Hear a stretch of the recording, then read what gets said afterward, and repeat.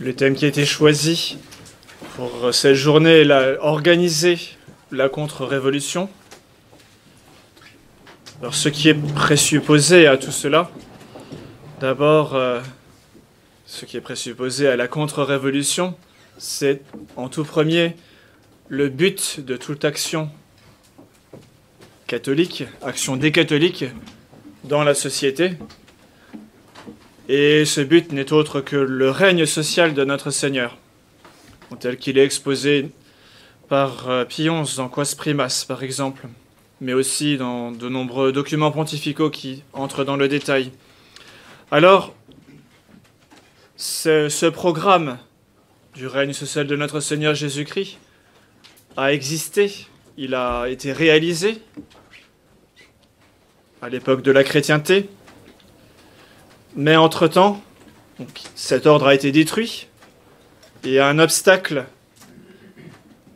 actuellement donc un obstacle se tient contre le règne de notre Seigneur, et cet obstacle c'est la révolution, un naturalisme organisé, comme le disait Jean Housset. Et donc cet obstacle qui est lui-même l'agent qui a détruit cet ordre chrétien, il s'agit maintenant de le renverser, cet obstacle, et c'est cela la contre-révolution. Donc on va voir un peu plus en détail. Mais donc ce qui est à retenir, c'est que travailler au règne social de notre Seigneur Jésus-Christ présuppose ou suppose en même temps la lutte contre l'obstacle. Les deux se font ensemble. Donc la lutte contre la révolution, autrement dit la contre-révolution, est nécessairement unie au travail pour le règne de notre Seigneur.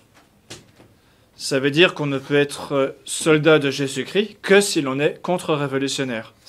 Les deux vont forcément ensemble. Cela vaut dans l'ordre politique et aussi bien que religieux. Alors, pour ce qui concerne la contre-révolution, il y a deux choses à distinguer. Il y a organiser la contre-révolution, c'est le thème de la journée, mais cela présuppose que nous connaissions les principes de la contre-révolution. Et c'est cela le thème de cette instruction, les principes de la contre-révolution, parce que pour lutter efficacement contre la révolution, une connaissance suffisante de ces principes de la contre-révolution est nécessaire. Alors, après avoir brièvement montré la nécessité de cette connaissance, en général, on verra après dans le détail la connaissance des principes de la contre-révolution. Alors d'abord, pour ce qui est de la nécessité de cette connaissance en général, c'est que la révolution est un phénomène historique qui a des causes et qui a une logique très précise. C'est bien qu'on a pu dire que l'étude de la révolution est une science. Qu'est-ce que c'est qu'une science? C'est une connaissance certaine par les causes. Une certitude qu'on obtient en connaissant les causes. Tout comme il y a une science de la guerre. Donc, voilà, et toute science, à son tour, toute science a ses principes. Voici ce que dit un spiritain mort dans les années 50, le père Fay, un Irlandais. Les catholiques succombent sous les machinations des ennemis de Jésus-Christ parce qu'ils ne sont pas formés au vrai combat de ce monde. Ils quittent l'école sans une connaissance adéquate de l'opposition organisée qu'ils devront rencontrer et n'ayant que des notions très brumeuses sur les points d'organisation sociale qu'ils doivent défendre parce qu'ils sont effectivement attaqués. Voilà, donc ça veut dire que par la force des choses, dès qu'on descend dans la rue, dès qu'on n'est plus à la maison, très vite, tout de suite, on est confronté à une attaque, pas forcément tout de suite frontale ou brutale, mais une attaque contre la grâce, contre la vie de la grâce. Pourquoi? Parce que nous sommes dans une ambiance sociale qui est hostile à notre Seigneur. Autrement dit, une ambiance sociale, un but de naturalisme, comme on va en parler. Et donc, cette ambiance, elle n'est pas venue toute seule. Elle ne se maintient pas non plus toute seule. Et donc, il serait dommage d'aller sur un champ de bataille sans savoir qu'on va être attaqué par des ennemis, ni savoir comment ils vont attaquer, et donc comment se défendre. Voilà. Donc ça, c'est ce que dit le Père Failly.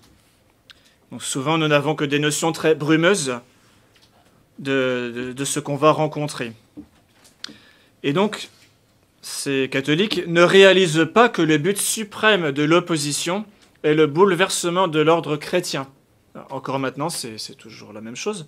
C'est-à-dire que là, maintenant, on racle au fond, c'est-à-dire qu'on attaque non seulement la grâce, mais même ce qui sert de support à la grâce, à savoir la nature. Nature créée par Dieu. Et la conséquence, c'est que les catholiques qui militent réellement pour une chrétienté véritable, c'est-à-dire ceux qui connaissent les principes de la royauté de notre Seigneur Jésus-Christ, sont toujours sûrs de trouver d'autres catholiques dans le camp opposé. Ah, voilà. Donc ça, c'est inévitable, parce qu'en fait, tout simplement, si on ne connaît pas ces principes, les principes de la Révolution, si on ne connaît pas les principes de la contre-révolution, ben, on risque tout simplement de se faire embarquer par la Révolution. Parce que la Révolution ne cherche pas toujours à détruire ses opposants, elle cherche aussi à les exploiter. Alors, ça veut dire que bon nombre de personnes sont prêtes à se battre quand il s'agit des conséquences de la Révolution, conséquences de ses principes, par exemple une forme de tyrannie, d'oppression. Ça, c'est facile à voir, au moins normalement. Mais bien peu osent s'en prendre aux principes, comme dit Jean Housset. Donc c'est pour ça qu'une connaissance de ces principes, des faux principes d'abord, et puis aussi des principes contraires, c'est-à-dire ceux de la contre-révolution, cette connaissance est absolument nécessaire si l'on veut travailler au règne de notre Seigneur. Alors, maintenant qu'on a vu en général cette nécessité de connaître ces principes, voyons en particulier les principales causes, les principaux principes, si on peut dire. D'abord, dans une science, on commence toujours par expliquer l'objet de la science, donc la définition. On définit la science. Donc il s'agira de définir la contre-révolution. Voilà. Après, on regardera en quoi elle consiste, plus formellement encore. C'est ce qu'on appelle la cause formelle pour le langage technique. Ensuite, on verra le but. Non, on verra même le but d'abord, c'est plus important. Et ensuite, l'agent de cette contre-révolution. Alors d'abord, la définition de la contre-révolution. De façon négative, je vais citer un grand auteur, Joseph de Maistre, qui a connu toute cette époque de bouleversement de la terreur, et ensuite de la restauration.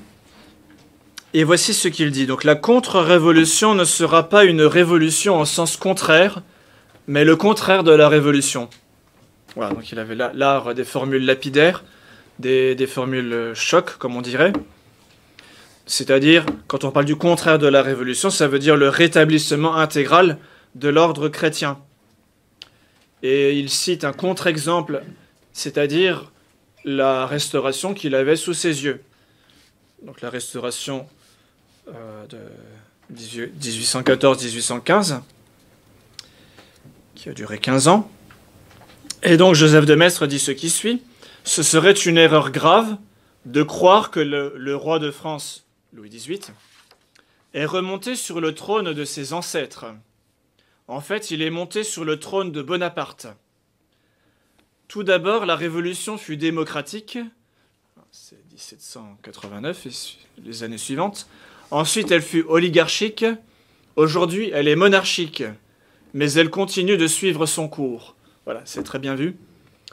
C'est-à-dire ici le trône de ses ancêtres, le trône des ancêtres de Louis XVIII, le trône de Saint-Louis, c'est-à-dire la constitution chrétienne de la France, qui présuppose, qui entérine, qui grave dans le marbre la royauté, le règne social de notre Seigneur Jésus-Christ. Autrement dit, les principes chrétiens, la constitution chrétienne des États et de toute la société.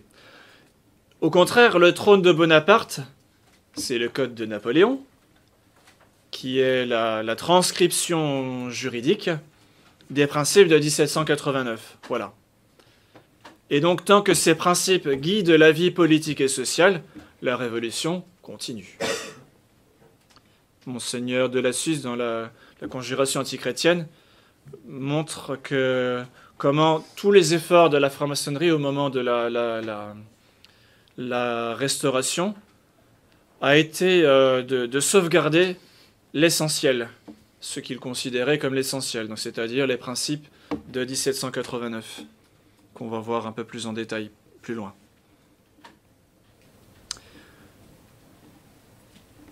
Donc le contraire de la révolution, cela veut dire qu'il s'agit de savoir ce qu'est la révolution. Et là, je citerai Monseigneur Gaume, dans l'ouvrage du même nom, à savoir La Révolution. Il dit d'abord, il fait parler la révolution, donc c'est un dialogue fictif. Il dit en substance, je ne suis pas ce que vous pensez. Je ne suis pas Marat, je ne suis pas Robespierre, je ne suis pas... Enfin, donc il parle un peu de toutes les horreurs, les atrocités qu'on a pu voir. Non, je suis la haine de tout ordre que l'homme n'a pas établi, et dans lequel il n'est pas roi et Dieu tout ensemble. Je suis la proclamation des droits de l'homme sans souci des droits de Dieu. Je suis la fondation de l'état religieux et social sur la volonté de l'homme au lieu de la volonté de Dieu. Je suis Dieu détrôné et l'homme à sa place. Voilà pourquoi je m'appelle révolution, c'est-à-dire renversement. Voilà des définitions assez justes, très justes de la révolution par Monseigneur Gaume. Donc c'est le renversement, si maintenant on condense cette citation, c'est tout simplement le renversement du règne social de notre Seigneur Jésus-Christ et l'établissement du règne de l'homme sans Dieu, finalement du règne de Satan. C'est ce que dit très bien Pie XI dans l'encyclique Quas Primas sur la royauté sociale de notre Seigneur. Ce règne que notre Seigneur est venu apporter sur cette terre ne s'oppose à aucune nationalité en particulier, ce n'est pas un règne d'une nation contre une autre, il s'oppose simplement au règne de Satan. Voilà.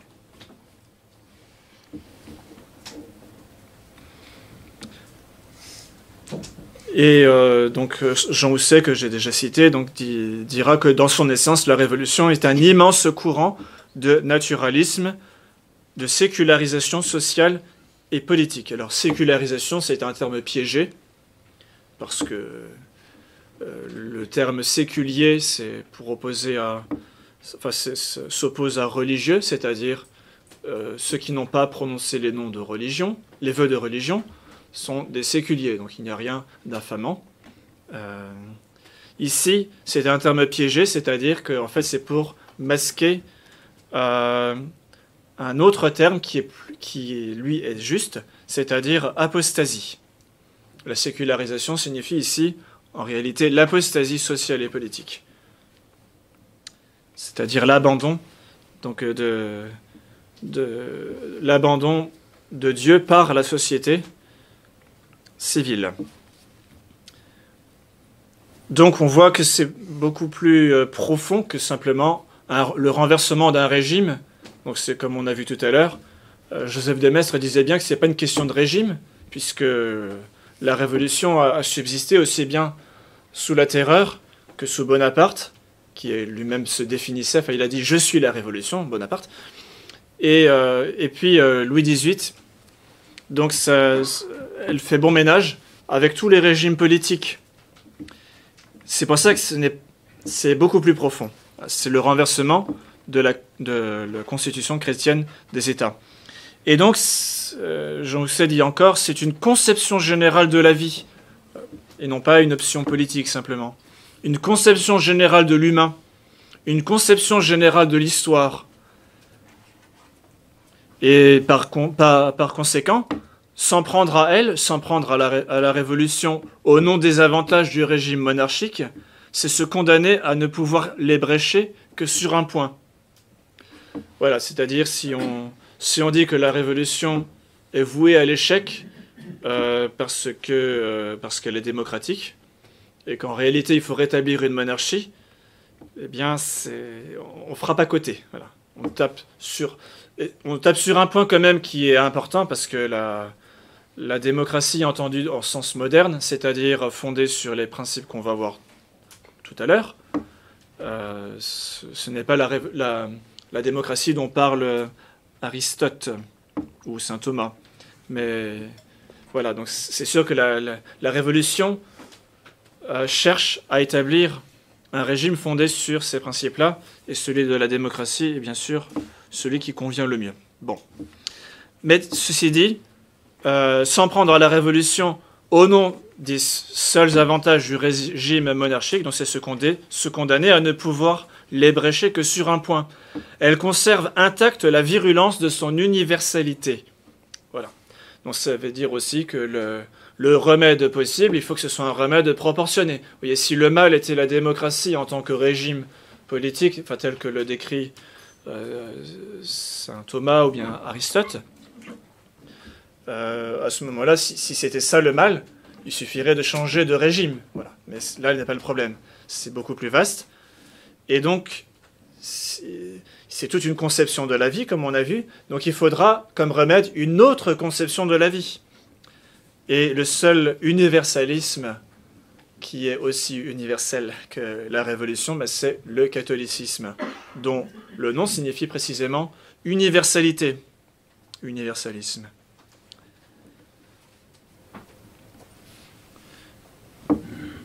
Et voici ce que dit Pie XI dans une encyclique de 1932. Dans cette lutte donc, contre la Révolution, il s'agit de la décision la plus importante qui puisse être demandée à la liberté humaine, c'est-à-dire pour Dieu ou contre Dieu. C'est là de nouveau le choix, parce qu'il parle de liberté humaine, donc ce choix se pose à nous de poser ce choix, le choix qui doit décider du sort de toute l'humanité. Et il précise, donc, dans la politique, dans les questions économiques, dans la morale, dans l'État, dans la société, il passe encore en revue d'autres domaines, l'art, les sciences, etc. Partout, ce problème se présente comme décisif par les conséquences qui en dérivent. Voilà. Parce que, tout simplement, la royauté de notre Seigneur est universelle, et s'il ne règne pas par sa miséricorde, c'est-à-dire lorsque l'on accomplit sa volonté, lorsque nous accomplissons sa volonté, c'est-à-dire lorsque nous recherchons avant tout le royaume de Dieu et sa justice, le surcroît, le temporel suit toujours plus ou moins. Plus ou moins parce qu'on n'est pas au paradis, c'est normal. Nous sommes dans un monde marqué par le péché. Mais voilà, donc c'est pour ça qu'il parle des conséquences qui en dérivent. C'est-à-dire que si on suit l'ordre voulu par Dieu, forcément, c'est comme quand on suit la notice d'une machine, à laver par exemple. Si on prend bien les doses qu'il faut, si on le produit qu'il faut, c'est-à-dire la poudre de lessive et non pas du sucre ou autre chose, la poudre à canon. Eh bien, si on suit la notice, si on utilise la machine pour ce pourquoi elle est faite, eh bien, elle produira ses résultats. C'est pareil pour la nature humaine, c'est pareil pour la vie sociale qui est la vie humaine prise dans son échelle sociale. Et au contraire, si on ne respecte pas la notice, eh bien, on s'expose à de fâcheux événements, de même dans la vie sociale. Si l'on ne garde pas la loi de Dieu, eh bien, on s'expose à de graves dysfonctionnements. L'homme est livré à l'homme, l'homme est un loup pour l'homme. Voilà.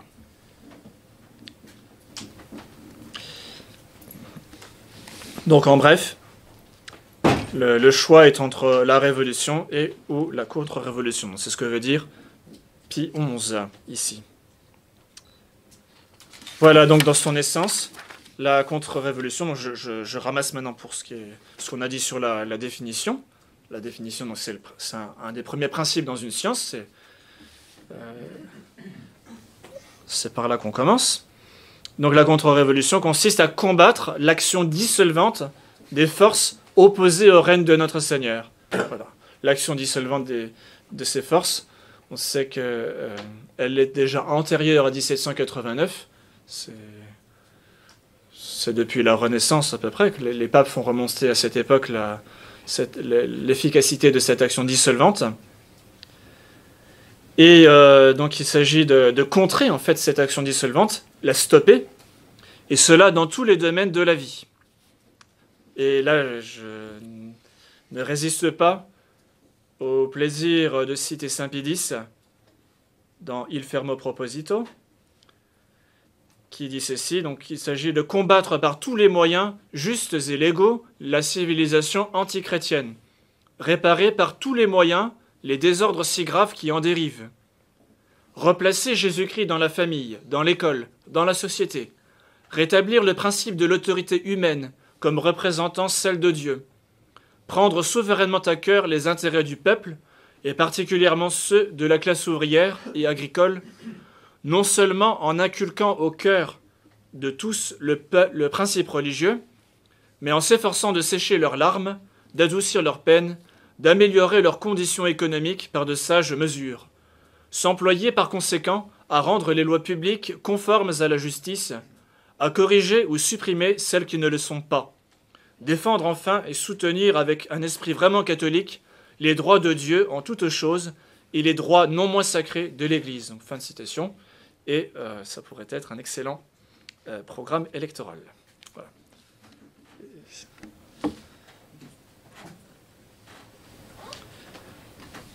Donc ça, c'est pour la définition de la contre-révolution. Donc, ça nous a obligés à définir la révolution. Maintenant, le but de la contre-révolution, dont on en a déjà parlé, c'est restaurer le règne de notre Seigneur. Restaurer, ça veut dire qu'il n'y a rien à inventer sur les principes, bien sûr. C'est ce que dit Saint Pie encore dans une autre encyclique. Non, dit Saint Pie, il faut le rappeler énergiquement dans ces temps d'anarchie sociale et intellectuelle, où chacun s'oppose en docteur ou en législateur. On ne bâtira pas la cité autrement que Dieu ne l'a bâtie. On ne défiera pas la société si l'Église n'en jette les bases et ne dirige les travaux. Non, la civilisation n'est plus à inventer, ni la cité nouvelle à bâtir dans les nuées. Saint Pie était très terre-à-terre, il était très surnaturel, mais il était d'origine paysanne, donc très, très concret. Donc évidemment, toutes les utopies, ça faisait bondir. Voilà, donc cette civilisation a été, elle est, c'est la civilisation chrétienne, c'est la cité catholique. Il ne s'agit que de l'instaurer et de la restaurer sans cesse sur ses fondements naturels et divins contre les attaques toujours renaissantes de l'utopie malsaine, de la révolte et de l'impiété. Tout restaurer dans le Christ. Omnia instaurare in Christo. Voilà, c'est cette devise qui a dirigé tout le pontificat de Saint Pie, et c'est aussi la devise de tout militant qui travaille à faire régner notre Seigneur, aussi bien dans les âmes que dans la société. Toujours dans la même encyclique, un peu plus loin, l'Église qui n'a jamais trahi le bonheur du peuple par des alliances compromettantes n'a pas à se dégager du passé, c'est-à-dire on n'a pas à faire repentance pour le passé chrétien. Ah. Bon, je ne cite pas toutes les tartes à la crème, comme on dit. Voilà. Donc elle n'a pas à se dégager du passé, il lui suffit de reprendre, avec le concours des vrais ouvriers de la restauration sociale, les organismes brisés par la Révolution et de les adapter dans le même esprit chrétien qui les a inspirés. Vous voyez ? C'est-à-dire qu'il ne s'agit pas de reproduire servilement ce qui a été fait dans le passé, mais de rétablir les principes et même les organismes naturels. C'est-à-dire les organismes naturels, c'est les institutions, comme la commune par exemple, c'est une institution naturelle qui a été c'est celle qui a le mieux survécu à la Révolution pendant très longtemps et qui est en train malheureusement de sombrer. Mais enfin, voilà, donc ce sont ces organismes, par exemple, qu'il s'agit de rétablir, les corps intermédiaires, les corps de métier, et ensuite de les adapter, bien sûr, dans le même esprit chrétien qui les a inspirés. C'est-à-dire qu'il s'agit de s'inspirer des principes.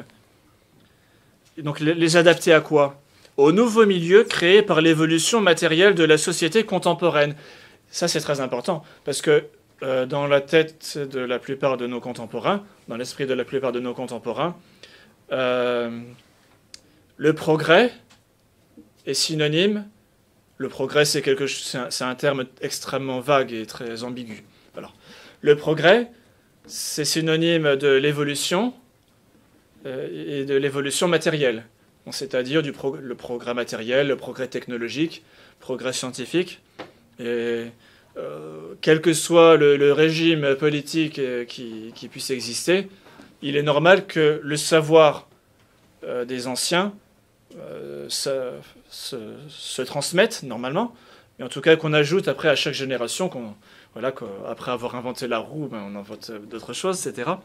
Chaque génération profite des inventions qui ont précédé, donc c'est normal que cela continue, quel que soit le régime politique qui existe. Mais donc, vous voyez, donc il y a forcément un milieu nouveau qui est créé par cette évolution matérielle. Donc l'automobile n'existait pas en 1789. Et puis, enfin voilà, il y a beaucoup de l'électricité, il y a beaucoup de choses qui n'existaient pas à ce moment-là. Mais il s'agit d'adapter les organismes brisés par la Révolution, donc les restaurer, et les adapter donc à l'état actuel des choses. Voilà. Tout ça pour dire qu'il ne s'agit pas, comme certaines sectes aux États-Unis, je crois, les Amish, mais de dire, bon, là, en fait, le temps s'est arrêté en 1789, et puis donc il faut rester à l'état de l'évolution matérielle ou technologique de l'époque. Voilà. Voilà. Car les vrais amis du peuple, dit encore Saint Pédis, ne sont ni révolutionnaires, ni novateurs, mais traditionnalistes. Voilà. Fin de citation. Voilà, donc là, il s'agit de restaurer les organismes brisés par la Révolution, restaurer le règne de notre Seigneur, dans les conditions présentes de notre monde. Donc ça suppose qu'il est important de connaître l'histoire, de connaître le passé, connaître nos racines, parce que l'histoire, disait déjà Cicéron, est maîtresse de vie. Cela veut dire que l'humanité progresse à condition de tenir compte de l'expérience. Il ne suffit pas d'avoir longtemps vécu pour progresser. Ça, c'est l'idéologie évolutionniste qui le prétend, ou marxiste qui s'inspire entre autres du moins, de l'idéologie évolutionniste. Mais ça suppose qu'on tient compte de l'expérience.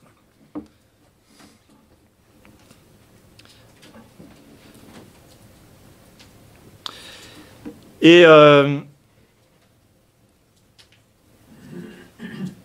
voilà, donc il est important de s'imprégner des leçons du passé pour justement savoir reproduire ce qui a été fait, du moins de s'inspirer de l'esprit qui avait dicté les institutions chrétiennes. Il fut un temps, dit Léon XIII, où la philosophie de l'Évangile gouvernait les États. Organisée de la sorte, la société civile donna des fruits supérieurs à toute attente. Ça, c'est important de le savoir. Et Léon XIII dit très bien que tout cela, c'est consigné dans l'histoire, dans les documents. Il suffit de les compulser pour s'en rendre compte. Et il est important, justement, de s'en imprégner parce que, encore une fois, l'Église n'a pas à avoir honte du passé, comme on l'a vu tout à l'heure, comme le disait Saint Pédis.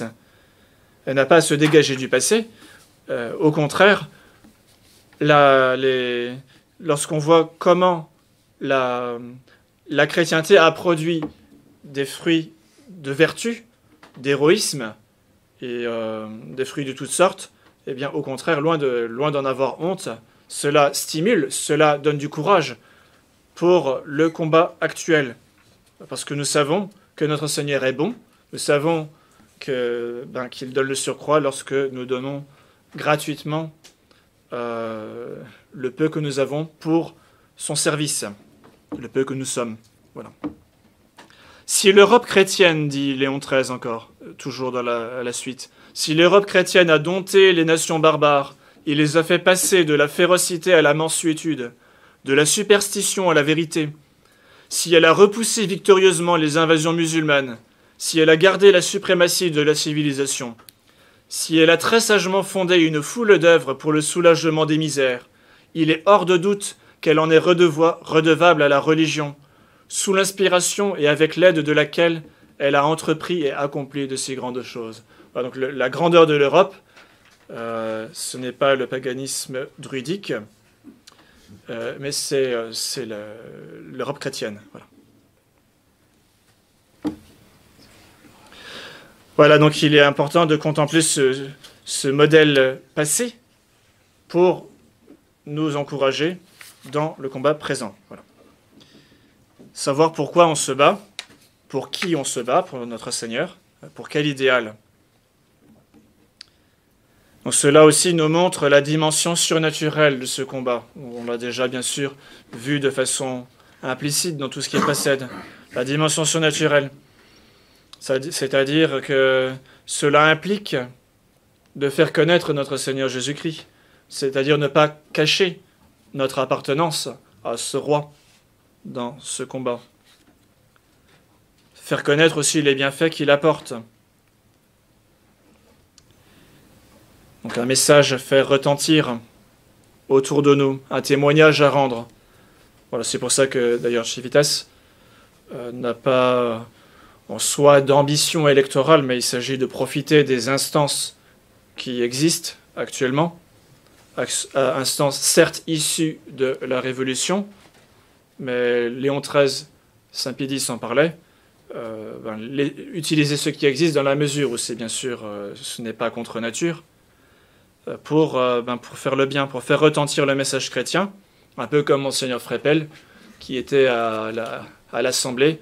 Alors évidemment, le parlementarisme n'était pas du tout dans ses traditions familiales et puis dans ses convictions religieuses et politiques, mais n'empêche que, bon, bien sûr, c'est un cas un peu exceptionnel qu'un évêque s'y engage. Il fallait bien sûr des dérogations, mais il n'empêche qu'il l'a fait et qu'il l'a très bien fait. Voilà. Ou encore Albert Demain, qui a défendu les droits de notre Seigneur de façon très courageuse dans l'Assemblée. Voilà. Mais le but, on voit, c'est ce message à faire retentir. Alors bien sûr, si on peut aller plus loin, c'est-à-dire faire triompher même la cause de notre Seigneur dans les lois, ben là, il faut y aller. Voilà. Au contraire, vous voyez, si on ne voit pas nettement quel est le but à atteindre, après on peut faire des erreurs. Voilà. Je pense par exemple, c'est dommage, c'était le putsch du 13 mai 1958, donc qui va provoquer l'effondrement de la 4ème République. Et les généraux de l'état-major à ce moment-là ne savent pas trop, du moins, à qui confier le pouvoir. Bon, vous savez bien où il a terminé. Et voilà, donc c'est dommage. Parce que là, à ce moment-là, il pouvait faire quelque chose. Voilà, donc le but de la contre-révolution, ça c'est un principe important. Après, dans une science, on étudie aussi, parmi les principes, ce qu'on appelle la cause formelle. La cause formelle. Alors d'abord, la cause formelle de la révolution, ça nous aidera à comprendre les principes, la cause formelle de la contre-révolution. Donc d'abord, ce qui va être la forme de la société révolutionnaire, c'est ce qu'on appelle les principes ce qu'on appelait autrefois les principes de 1789, qui existent toujours, mais on les appelle peut-être plus comme ça, ou les acquis de 1789, ça c'était au XIXe siècle. Alors, tout cela, c'est ce qu'on appelle les principes de 1789, en fait, découle d'un principe fondamental qui a été très bien résumé, très bien décrit par le cardinal Pi, à savoir donc le naturalisme. C'est le premier, dit-il, le premier et le dernier mot de l'erreur contemporaine. Et il explique ce que c'est que le naturalisme, c'est-à-dire la revendication du droit acquis ou inné de vivre dans la pure sphère de l'ordre naturel. Droit moral tellement absolu, tellement inhérent aux entrailles de l'humanité, qu'elle ne peut, sans signer sa propre déchéance, le faire céder à aucune intervention quelconque d'une raison et d'une volonté supérieure à la raison et à la volonté humaine, devant aucune révélation ni aucune autorité émanant directement de Dieu. Voilà. Aujourd'hui, si on dit qu'il y a une loi au-dessus des lois de la République, cela fait réagir. Voilà. Et pourtant, ben voilà. Ça montre bien qu'on est en plein naturalisme et que c'est toujours d'actualité, quoi. Et qu'il y a une haine contre tout ordre qui est au-dessus de la volonté humaine, de toute loi humaine, une haine qui, en fait, n'est rien d'autre, comme le disait Monseigneur Gaume tout à l'heure, qui n'est rien d'autre que la révolution. Voilà. Donc ça, c'est le naturalisme. Alors la révolution, on a vu tout à l'heure, est un naturalisme organisé, c'est-à-dire qui va être incarné dans la vie sociale. Et donc là, ce qui va découler du naturalisme dans cet ordre-là, dans l'ordre social, c'est la souveraineté populaire. Voilà, c'est-à-dire que, en résumé, le peuple est Dieu, puisque tout le peuple réside, le pouvoir réside dans la nation. Donc, si maintenant on prend le peuple et plus généralement le genre humain dans son ensemble, bien, il n'y a aucune autorité au-dessus de lui. Donc, ça veut dire que s'il n'y a aucune autorité, c'est que le peuple est Dieu. L'homme est Dieu. Ensuite, deux autres principes qui sont à prendre ensemble. C'est ceux d'égalité et de liberté, c'est-à-dire tous les hommes sont égaux et libres et égaux en droit. Alors évidemment, bon, ce n'est pas l'objet maintenant de détailler tout cela, mais bien sûr ça va contre le bon sens. Et surtout, ce sont des termes qui sont très mal définis. Donc avec ça, en agitant ce drapeau, on peut facilement séduire des masses qui ne réfléchissent pas. Voilà, qu'on a endoctriné ou qu'on a fanatisé. Voilà. Bon, au fond, et c'est ça l'important qu'il faut préciser ici, c'est pourquoi cette haine contre la hiérarchie. Donc pourquoi égalité absolue? Parce que Léon XIII le montre très bien dans Immortale Dei, c'est-à-dire que s'il y a une autorité, comme de toute façon tous les hommes ont la même nature humaine, ce n'est pas en raison de la nature humaine qu'un homme commande à un autre. Donc c'est pour ça que cette autorité, il la reçoit de quelqu'un. Donc là, toute autorité vient de Dieu. Donc si maintenant on dit qu'il n'y a plus d'autorité, ça règle le problème, quoi. Il n'y a plus besoin de Dieu. Donc tous les hommes sont égaux, voilà. Et ça, après, donc le principe d'égalité va pénétrer. Alors ça prend du temps, mais donc on va détruire au nom de ce principe d'égalité toute la morale, voilà, parce que ceux qui se comportent mal, ceux qui ont un comportement immoral contre nature, etc., ce sera un péché contre l'égalité, contre le principe d'égalité, que de dire qu'ils se comportent mal. Voilà. Donc en fait, au fond, ils se comportent bien. Donc sinon, c'est de la discrimination. Voilà. Alors, principe d'égalité, puis de liberté. Alors ça, ce sont toutes les libertés modernes. Alors au nom de toutes ces libertés, on peut faire tout et n'importe quoi. C'est bien sûr le grand dissolvant de la morale. Autre principe, la loi est l'expression de la volonté générale. Bon, ça veut dire qu'au fond, à partir du moment où il y a une loi qui est votée, c'est supposé être la volonté générale. Augustin Cochin dit très, très justement qu'au fond, quand Rousseau, parce que ça vient de Rousseau, ce vocabulaire, la volonté générale, quand Rousseau en parle, il en parle comme nous parlons de la volonté de Dieu. Donc il y a tout un vocabulaire quasi religieux, et que même le peuple peut se tromper. au fond, c'est qu'il n'a pas bien compris, donc il faut lui expliquer. Parce qu'il n'a pas compris ce que c'était que la volonté générale. S'il fait un mauvais vote, un référendum contre l'Europe, par exemple, en fait, on va changer. Le peuple n'a pas compris. Voilà. Donc la loi, l'expression de la volonté générale. Si on a bien compris tout ce qui précède, donc la souveraineté populaire, par exemple, bah, ça veut dire qu'à partir du moment où une loi est décidée par le peuple, parce que s'il est bien entendu que les députés représentent le peuple, oui, un auteur qui faisait remarquer que au XVIIIe siècle, sous la Terreur, ou peut-être un petit peu après, il y avait, alors je ne sais plus si c'est 30 ou 40% de francs-maçons dans l'Assemblée. Bon, très bien. Et combien y a-t-il de francs-maçons en France ? Alors il y en avait peut-être 0, je ne sais pas combien de pourcents. Alors pour un franc-maçon, le mandat principal, c'est celui qu'il a de la franc-maçonnerie. L'autre, celui qui reçoit du peuple, ne vaut rien. Donc c'est plus représentatif des idées de la franc-maçonnerie que du peuple. Voilà, c'est une parenthèse. Donc la loi, expression de la volonté générale, nous savons ce que cela veut dire. Et donc, en tout cas, à partir du moment où c'est une loi, ben, on ne peut plus s'opposer à cette loi. En tout cas, on ne peut pas s'opposer à cette loi en vertu d'un principe supérieur. Voilà. Donc ça veut dire que si la loi est tyrannique, il n'y a plus aucun moyen de se défendre. Voilà. Alors la contre-révolution va consister à écarter cet obstacle des principes faux, des faux principes de 1789.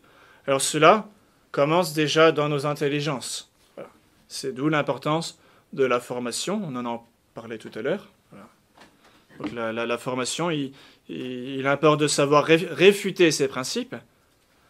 Alors j'en parle maintenant parce que j'y pense, mais il y a largement de quoi les réfuter dans les encycliques des papes, en particulier depuis Léon XIII jusqu'à Pie XII. Là, les papes ont fait un effort immense pour développer tous ces points-là. Donc on a un arsenal inimaginable et assez facile d'accès. Voilà. Sinon, il existe aussi des vulgarisations. Je pense à Pour qu'il règne de Jean Housset, qui est vraiment le manuel du combattant.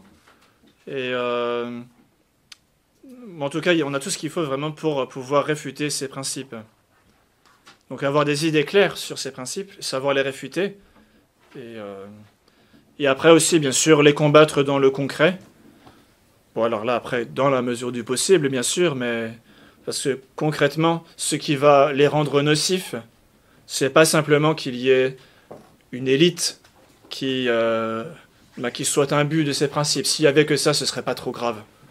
Mais à partir du moment où ça passe dans la loi, là, ça pénètre partout. Dans tous les rouages de la société, c'est un poison que rien ne peut arrêter, en fait. Tant que la législation antichrétienne, c'est-à-dire fondée sur les principes de 1789, tant que cette législation reste en place, forcément, nécessairement, la déchristianisation continuera. Parce que c'est sa cause principale. Voilà. Donc ça, c'est pour la cause formelle de la Révolution. Donc c'est écarter cet obstacle des faux principes. Donc nous en inspirer va déjà nous former, peut-être même nous désintoxiquer de certaines idées qui seraient pas forcément justes. Ça me fait penser à Monseigneur Lefebvre qui disait qu'en entrant au séminaire à Rome, dans les années 20, il disait moi j'étais libéral. Alors bon, il explique un peu. Il n'était pas libéral. Mais enfin, il avait eu des idées fausses parce qu'en fait, il pensait que la séparation de l'Église et de l'État était bien. C'est très intéressant à noter. Il est né en 1905. Donc l'année de la séparation de l'Église et de l'État, dans une famille très chrétienne, très catholique. Mais quand on a baigné là-dedans, même involontairement, comme c'est dans la loi, donc forcément pour la majorité des gens, c'est la norme. Et donc, on est influencé d'une façon ou d'une autre. Donc ça, voilà. Donc, tout ça pour dire, nous désintoxiquer nous-mêmes déjà, prendre un peu comme quand on va dans la forêt, respirer à plein poumon, donc nous former, et puis ensuite, bien sûr, dans notre vie privée, publique, eh bien, agir selon les principes chrétiens et combattre autour de nous, ne serait-ce déjà que, par exemple, dans ceux que nous côtoyons.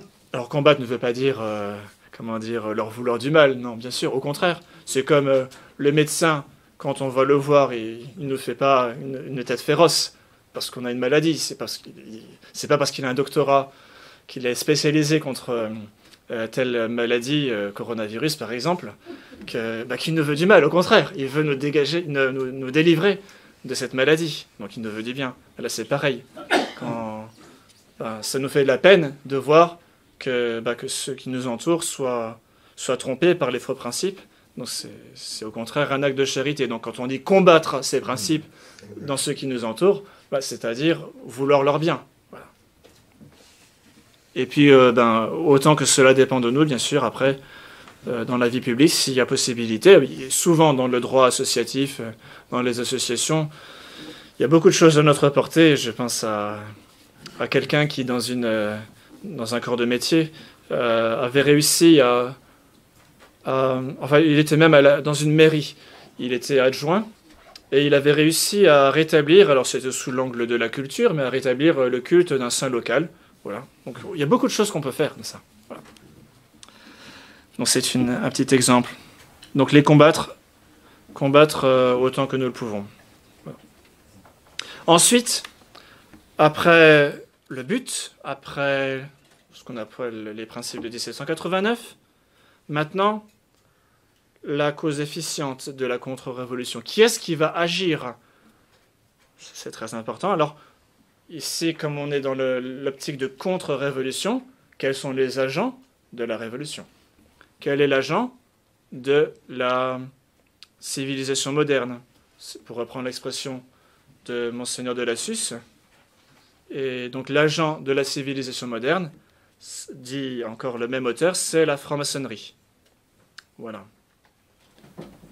Qui aujourd'hui ne se cache plus, mais c'est d'autant plus dangereux parce qu'elle montre non pas son côté, les mauvais côtés, elle va plutôt montrer un côté sympathique, philanthropique, ou donc au moins inoffensif. Parce qu'en réalité, les idées ne se propagent pas toutes seules, vous voyez. Dans l'enseignement, en fait, les idées ne se propagent dans l'enseignement, se communiquent que s'il y a un professeur et puis un élève. Donc c'est de personne à personne. Donc il y a des personnes qui agissent pour transmettre certaines idées. Donc là, ici, les idées ne se propagent pas toutes seules. Donc le grand agent, évidemment, pas exclusif, mais au XVIIIe siècle, le grand agent de ces principes modernes, ça a été la franc-maçonnerie. Il y avait aussi les voltairiens. Bon, beaucoup étaient francs-maçons, mais pas tous forcément. Mais en tout cas, l'agent principal, c'est lui. C'est celui qui est dénoncé d'ailleurs par l'Église dès 1738, par Clément XII. Et puis Léon XIII a alerté la chrétienté dans une encyclique qui vraiment résume tout le sujet, Humanum Genus.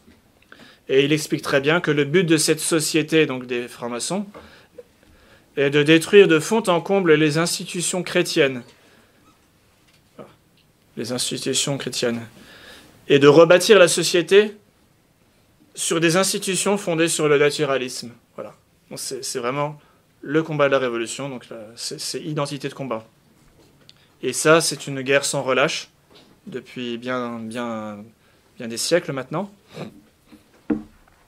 Alors, il est très utile de connaître ce qui concerne la franc-maçonnerie, parce que c'est une guerre, comme on vient de le voir, donc une guerre à ses lois. Elle a une stratégie et des tactiques. Et il est important de ne pas confondre même les deux, ça c'est très important. La stratégie, c'est quoi? C'est le plan d'ensemble. C'est la vue d'ensemble de la bataille. Autrement dit, c'est tout ce qui va concerner le long terme. La tactique, c'est plus ce qui va se décider sur le terrain, l'adaptation, selon l'évolution du combat. Autrement dit, c'est le court terme. Voilà, alors évidemment, c'est analogique. Mais donc, face à la révolution, en général, nous ne voyons souvent que la tactique. C'est-à-dire, par exemple, pour évoquer des choses qui ne sont pas très anciennes, mais toute la crise du coronavirus, là, il est évident, nous voyons que ça ne se produit pas au hasard. On voit qu'il y a disons, une certaine logique à travers, au fond, des choses illogiques qui sont dites, mais on voit bien où ils veulent en venir. Mais attention, ça c'est la tactique. Ça c'est maintenant. Le coronavirus, ce n'est pas l'essentiel du combat de ceux qui utilisent ce qui se passe. Pour reprendre une expression, pour certains c'est simplement une fenêtre d'opportunité. Et ça c'est la tactique. Après, ce qui est très important, c'est de voir la stratégie, c'est-à-dire d'où ça vient, depuis quand, comment ceux qui ont précédé les agents actuels de la Révolution, comment ils ont travaillé, vers quoi ils tendent, comment ils y tendent, parce que les mêmes méthodes, les méthodes semblables, se reproduisent. Parce que sinon, en fait, qu'est-ce qui se passe? Très souvent, si on ne voit que la tactique, très souvent, ce qui va se passer, c'est qu'on va céder sur un point, sur un principe, pour avoir un avantage. On se dit, de toute façon, on a l'essentiel, et on ne pourra pas avoir plus. Donc, tant qu'à faire, il y a un sacrifice à faire. Voilà. Par exemple, la loi Fallou, donc la loi pour l'enseignement libre à la moitié du XIXe siècle, loi de compromis, fondée sur un faux principe, la liberté des cultes, l'égalité des cultes, donc qui accorde à tous les cultes la faculté d'avoir des écoles confessionnelles. Donc faux principe, le cardinal Pi a combattu cette loi avant qu'elle soit votée. Il a dit on ne peut pas voter cette loi, c'est pas possible, parce qu'on ne peut pas s'appuyer sur un faux principe. Bon, ceci dit, une fois la loi votée, bien sûr, on peut profiter des avantages qu'on nous laisse par cette loi, bien sûr, et aujourd'hui, nous vivons encore de ces avantages, il faut le dire. Voilà. Mais non pas au nom de la liberté de conscience, mais parce que la vérité a des droits imprescriptibles. Donc, en vertu de la mission de l'Église, eh bien, on a le droit d'avoir des écoles catholiques. Donc maintenant, si on nous laisse les avoir, ben profitons-en. Mais attention, on n'a pas le droit de militer au nom d'un faux principe. C'est-à-dire, par exemple, parce que tout le monde a droit, que toutes les religions sont égales, donc laissez-nous la possibilité d'avoir la messe, par exemple. On n'aurait jamais le droit de dire ça. Sinon, qu'est-ce qui se passe? En fait, on a posé un acte qui va dans le sens de la révolution. Donc ça veut dire qu'en fait, tout doucement, on va se faire encercler. Au début, on ne s'en rend pas compte. C'est comme si vous roulez à gauche. C'est très agréable. Aussi agréable que de rouler à droite, jusqu'au moment où il y a un camion en face. Voilà. Donc là, on se fait encercler. Donc qu'est-ce qui se passe? Un beau jour, si on proteste contre tel scandale de pornographie, etc. Ah mais attendez, mais vous avez défendu la liberté d'expression. Qu'est-ce que vous êtes en train de dire? Etc. Voilà, donc l'importance de connaître la stratégie de la révolution. Alors vous voyez que si déjà, même si on ne connaît pas toute cette histoire de la révolution, si on ne connaît pas tous ces détails de ce long combat, là pour ça je ne peux que vous recommander bien sûr la Conjuration antichrétienne de Monsignor Deleuze, c'est un chef-d'œuvre de ce côté-là. Avec ça on a déjà l'essentiel. Et donc, même si on ne connaît pas tout ça, déjà si on est intègre sur les principes, si jamais on ne cède, au moins on va éviter les principaux écueils. Parce que la révolution en fait va chercher déjà à nous faire agir dans son sens et nous grignoter par là, parce qu'après ça agit sur notre psychisme, et puis on finit par s'imprégner des faux principes, parce que, comme le dit je ne sais plus quel auteur, à force de ne pas vivre comme on pense, on finit par penser comme on vit. Voilà, alors l'agent de la contre-révolution, donc pour contrer cette armée, eh bien, je reprendrai l'expression de Monseigneur Jouin, qui a fondé la Revue internationale des sociétés secrètes en 1912, et dans son premier numéro de 1912, disait aux francs-maçons, opposons le franc catholique. Voilà. Il dit, être anti-maçon, ça ne suffit pas. Donc et là, je citerai Saint Pédis. Saint Pédis, donc il rappelle toujours l'essentiel, le but, donc omnia instaurare in Christo, tout restaurer dans le Christ. L'instrument est inutile s'il n'est approprié au travail que l'on veut exécuter. Là, si on veut repeindre une maison, ce n'est pas le petit pinceau qui va servir. Encore moins là. Bon. L'action catholique. Alors quand Saint Pédis parle d'action catholique ici, il l'a bien défini, c'était pas dans le sens qui est tout à fait légitime, mais qu'on a pris plus tard. Ici, il désigne l'action pour restaurer la civilisation chrétienne. Donc cette action, se proposant de restaurer toute chose dans le Christ, constitue un véritable apostolat à l'honneur et à la gloire du Christ lui-même. Pour bien l'accomplir, il nous faut la grâce divine. Et l'apôtre ne la reçoit pas s'il n'est uni au Christ. C'est seulement quand nous aurons formé Jésus-Christ en nous que nous pourrons plus facilement le rendre aux familles, à la société. Tous ceux qui sont appelés à diriger ou qui se consacrent à promouvoir le mouvement catholique doivent être des catholiques à toute épreuve, convaincus de leur foi, solidement instruits des choses de la religion. Autrement dit, il le dit un peu plus loin, des exemples pour tous. Parce que si on n'a pas cela, que se passe-t-il? Il sera à peu près impossible d'agir avec une intention droite, c'est-à-dire chercher d'abord le royaume de Dieu et sa justice, et les forces manqueront pour supporter avec persévérance les peines qui viennent de cet apostolat, les calomnies des adversaires, la froideur et le peu de concours des hommes de bien eux-mêmes. Voilà. Donc tout ça, pour ça, sinon on s'aigrit. On s'aigrit, quoi. On réagit naturellement. Au contraire, si on sait que ça fait partie du programme, parce que là, au fond, l'esprit chrétien, ce qui l'éclaire, c'est la croix. Si on a compris que c'est par la croix que le règne de notre Seigneur arrive, ben à ce moment-là, on ne s'aigrit plus.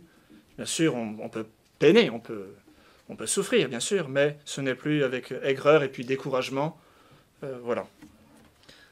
Alors, juste une toute petite parenthèse, mais c'est qu'il y a un sacrement du militant. Il s'appelle la confirmation. Aujourd'hui, justement, il y a 11 novembre Saint-Martin, donc à Tours, métropole de Saint-Martin, il y a des confirmations aujourd'hui, justement. Mais donc, le sacrement de confirmation donne une aptitude surnaturelle au combat. Il nous rend soldats de notre Seigneur Jésus-Christ. Voilà. Et vous voyez, on a parlé tout à l'heure de stratégie de l'ennemi, mais aussi, il est important de savoir qu'il y a une stratégie de l'Église, et elle est très simple.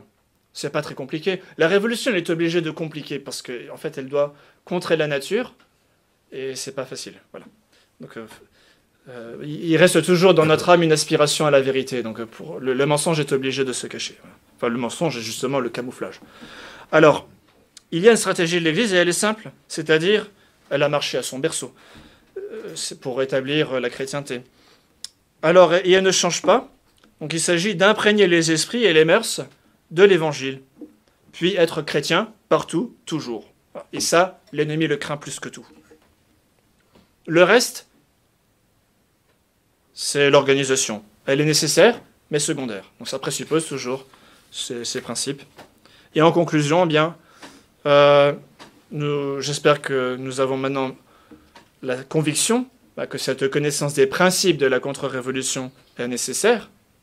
Alors, il s'agit de restaurer le règne de notre Seigneur, lutter contre les principes de 89, donc savoir les réfuter, connaître les principes contraires, donc la doctrine de notre Seigneur, et puis avoir une vie chrétienne solide, et en même temps qu'une connaissance de l'ennemi. Et si l'on voit clair, alors la conséquence première, c'est que l'enthousiasme revient, s'il était perdu. Et on pressent bien sûr les difficultés, on n'est pas naïf, on les regarde en face et on connaît les moyens d'en venir à bout. Et le dernier mot, eh bien, c'est que Jésus-Christ soit vraiment tout pour nous. Le Père nous l'a donné pour qu'il soit vraiment tout pour nous.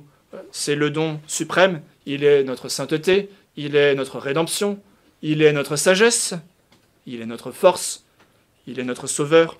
Et donc avec lui, nous pourrons tout. Et après l'avoir fait régner ici-bas, après avoir concouru à son règne ici-bas, il nous fera participer à son triomphe au ciel. Je vous remercie.